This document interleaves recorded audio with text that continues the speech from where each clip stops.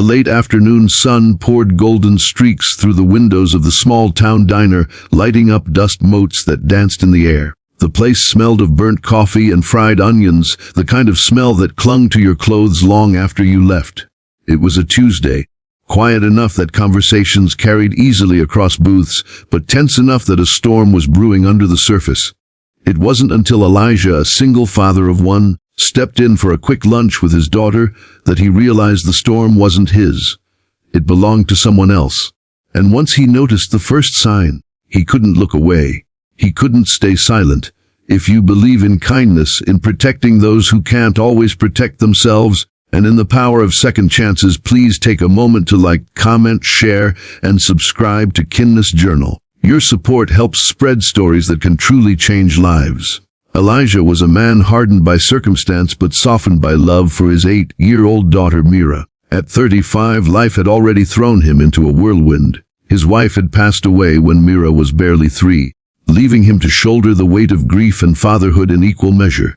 He worked long shifts at a repair shop, hands always bruised and stained with grease, but his evenings belonged to Mira. This day, though, he decided to take her out for pancakes, a rare treat that fit snugly between paydays. That's when he noticed her, the waitress. She was young, maybe mid-20s, with dark circles under her eyes and a smile that looked forced, like it had been painted on too many times. Her name tag read Sarai.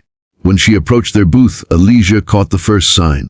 Her hands trembled as she poured water into their glasses, spilling droplets that rolled down onto the table. She whispered an apology so quietly it was almost swallowed by the clinking dishes from the kitchen. Her eyes darted, not to Elijah or Mira, but to a corner booth near the counter where 3 men sat laughing too loudly, staring at her every move. The second sign came moments later. As Sarai delivered plates to another table, one of the men called out to her in a mocking tone, loud enough for the whole diner to hear. Elijah saw her shoulders stiffen, saw the way her lips pressed together as if trapping words that might betray her fear. She turned her head, forced a laugh, and walked back to the counter. Mira, innocent yet perceptive, asked her father why the mean men kept looking at the lady. Elijah only squeezed her hand, unsure how to explain cruelty to a child who still believed the world was mostly good. The third sign wasn't just fear, it was retreat. Sarai disappeared into the kitchen for nearly 10 minutes, even though customers were waiting. When she emerged, her eyes were red, as though she had been crying. She avoided the men's table, but they didn't avoid her. One of them stood near the restroom door when she passed, leaning too close, murmuring something Elijah couldn't hear. She froze, smiled tightly, and brushed by him like prey skirting a predator. Elijah clenched his jaw, his gut twisted. He knew harassment when he saw it. He had witnessed enough in his years working in rough garages and late night shifts.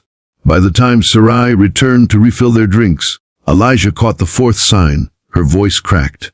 "More coffee, sir?" she asked, though her eyes stayed glued to the floor. She didn't dare look up. She didn't dare linger. Mira watched with wide eyes, sensing the heaviness even if she didn't understand it fully. Elijah gently shook his head and whispered, "No, thank you." But his gaze followed her. The men whistled from across the diner, laughing like jackals circling their prey.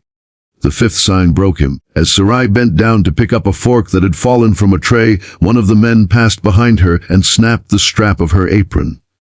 She flinched violently, her face flushing with shame as laughter erupted. No one else moved. No one said a word. A silence filled the diner, the kind that screams louder than sound. Elijah looked at Mira, saw her little brow furrow in confusion, and in that moment he knew. He could not stay silent, not when a child was watching, not when a woman was suffering, not when decency demanded action. He stood tall and broad-shouldered, his shadow stretching across the booth. His heart hammered, but not from fear, from conviction. The diner quieted further as he walked toward the corner booth, each step echoing against the linoleum floor. The men looked up, smirks plastered across their faces, but Elijah didn't speak to them first. He turned to Sarai. His voice was steady, low, but strong enough to carry. "You don't deserve this. Nobody does." His words cracked the silence like a hammer against glass. The men scoffed, one leaning back lazily, muttering, "Mind your own business." Elijah locked eyes with him, unblinking. "This is my business," he said firmly, "because my daughter is sitting right there." And I will not let her grow up thinking it's okay for men to treat women like this. Mira's small hands clutched the edge of the booth as her father stood like a shield between Sarai and the three men.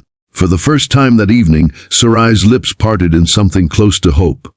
The men shifted uncomfortably when other diners began murmuring, some nodding, some pulling out their phones. Harassers thrived in silence, but now silence was gone. Emboldened by Elijah's stance, the manager of the diner finally stepped forward, ordering the men to leave. They grumbled, threatened, but when Elijah took one more step closer, his chest rising like a wall, they relented.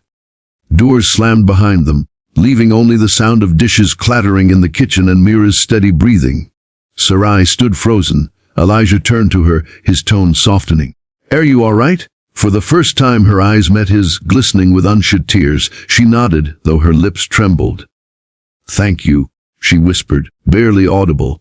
But gratitude flowed in that whisper like an ocean tide. The rest of the meal passed quietly, but something had shifted. Sarai moved more freely, her steps lighter. She smiled genuinely at Mira, who responded with the kind of warmth only children can give. Elijah paid the bill, leaving a generous tip, and as they prepared to leave, Sarai slipped a small napkin onto the table. In careful handwriting, it read, "You reminded me that there are still good men in the world. Don't ever stop." On the drive home, Mira looked up from the back seat and asked, "Daddy, why did you help her?" Elijah swallowed the lump in his throat. "Because, sweetheart, when we see someone hurting and we can help, we should. That's what makes the world better." Mira nodded thoughtfully, her innocence wrapped around a truth that would shape her. That night, as Elijah tucked Mira into bed, he realized he hadn't just stood up for Sarai. He had stood up for every person who'd ever been silenced, every woman who'd ever been made to feel small, every child who needed to know courage still existed in this world. And maybe, just maybe, his late wife would have been proud.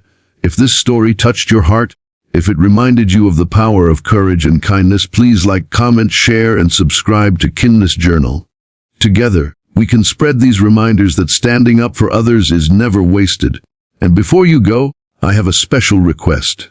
Drop a comment below sharing one act of kindness you've witnessed or done recently. Let's fill the space with light.